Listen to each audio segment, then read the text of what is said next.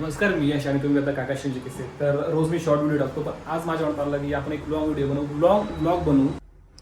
Belt सापडत नव्हता आपला, म्हटलं आता कुठं गेला, तर इथं बेल्ट बघा, या पॅन्टीला आहे. लावून घेऊ.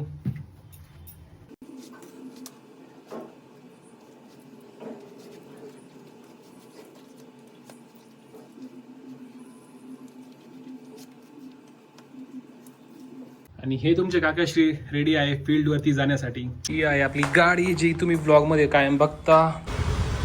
ट्रॅफिक.